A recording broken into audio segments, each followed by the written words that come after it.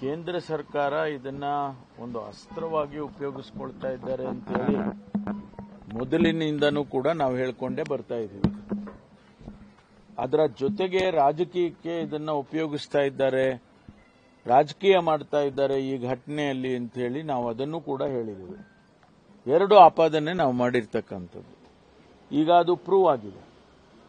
ಹೇಗೆ ಪ್ರೂವ್ ಆಗಿದೆ ಅಂದ್ರೆ, ಒಂದು ಏಜೆನ್ಸಿಗಳನ್ನ ಬಿಟ್ಟು ಅವರನ್ನ ಒಂದು ರೀತಿಯಲ್ಲಿ ಮಾನಸಿಕವಾಗಿ ಮತ್ತು ಅವರಿಗೆ ತೊಂದರೆ ಮಾಡಬೇಕು ಅನ್ನುವಂಥದ್ದು ದುರುದ್ದೇಶ ಇಟ್ಕೊಂಡು ಮಾಡಿದ್ದಾರೆ ಅನ್ನುವಂಥದ್ದು. ಎರಡನೇದು, ರಾಜಕೀಯವಾಗಿ ಅಂತ ಹೇಳಿದಾಗ ಪ್ರಧಾನಮಂತ್ರಿಗಳೇ ಅವರ ಚುನಾವಣಾ ಭಾಷಣದಲ್ಲಿ ಈ ಒಂದು ಮೂಡಾದ ಪ್ರಕರಣದ ಬಗ್ಗೆ ಮಾತನಾಡಿದ್ದಾರೆ.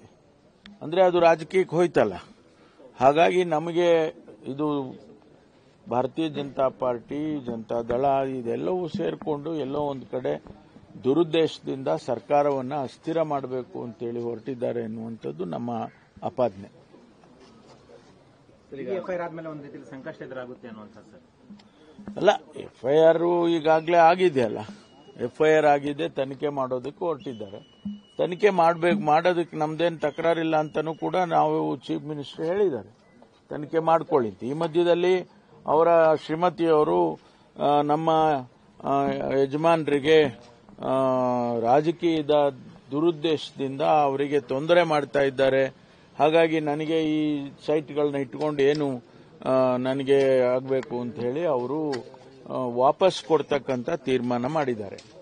ಈಗ ಮುಂದೆ ಏನು ಕಾನೂನಾತ್ಮಕವಾಗಿ ಯಾವ ರೀತಿ ಅವರು ವಾಪಸ್ ಕೊಟ್ಟ ಮೇಲೆ ಏನು ಬೆಳವಣಿಗೆ ಆಗುತ್ತೆ ಅದನ್ನ ಕಾದು ನೋಡೋಣ. ಈಗ ಸೈಟ್ ವಾಪಸ್ ಕೊಡೋ ವಿಚಾರಕ್ಕೆ ಸಾಕಷ್ಟು ಟೀಕೆ ವ್ಯಕ್ತವಾಗ್ತಿದೆ ಬಿಜೆಪಿ.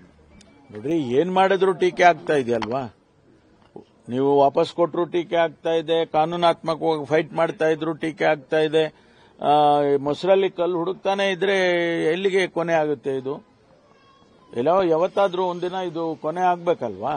ಸಹಜವಾಗಿ ಎರಡು ತನಿಖಾ ಸಂಸ್ಥೆಗಳಲ್ಲಿ ಎಫ್ಐಆರ್ ಆಗಿದೆ ಸರ್.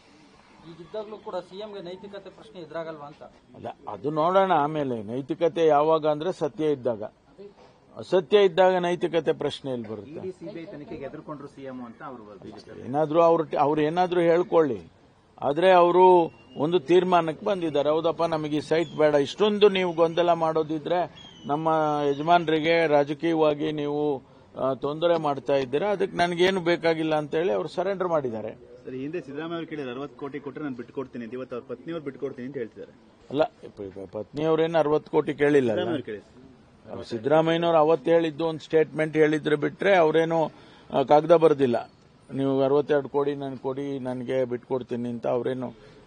ಅವರು ಒಂದು ಸ್ಟೇಟ್ಮೆಂಟ್ ಅವತ್ತು ಭಾಷಣ ಮಾಡುವಾಗ ಹೇಳಿದ್ರು.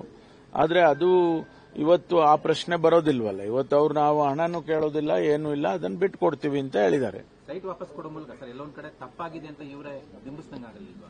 ಅವ್ರು ಹೇಳಿದಾರಲ್ಲ, ಕ್ಲಾರಿಫೈ ಮಾಡಿದ್ದಾರೆ. ಯಾವ ಕಾರಣಕ್ಕೆ ನಾನು ಬಿಟ್ಕೊಡ್ತಾ ಇದ್ದೀನಿ ಅನ್ನೋದನ್ನ ಹೇಳಿದಾರಲ್ವಾ.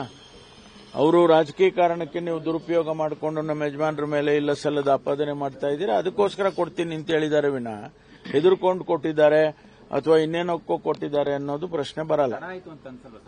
ಇರ್ಬೋದು, ತಡ ಅದು ಒಂದೊಂದ್ಸರಿ ತಡ ಆದ್ರೂ ಕೂಡ ಅದು ನಿರ್ಧಾರಗಳು ಸರಿಯಾಗೇ ಇರ್ತಾವಲ್ಲ.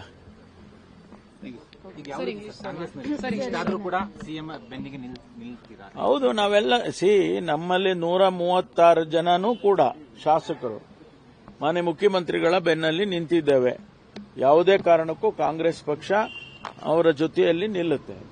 ಅದನ್ನ ಹೈಕಮಾಂಡ್ನವರು ಕ್ಲಾರಿಫೈ ಮಾಡಿದ್ದಾರೆ, ನಾವುಗಳು ಕೂಡ ಕ್ಲಾರಿಫೈ ಮಾಡಿದ್ದೀವಿ. ಎಐಸಿಸಿಯ ಅಧ್ಯಕ್ಷರೇ ಹೇಳಿದ್ದಾರೆ ನಾವು ಅವರ ಜೊತೆಯಲ್ಲಿ ನಿಲ್ತೇವೆ ಅಂತ ಹೇಳಿ. ಇನ್ನಷ್ಟು ಸುದ್ದಿಗಳಿಗಾಗಿ ನೋಡ್ತಾ ಇರಿ ಜಸ್ಟ್ ನ್ಯೂಸ್.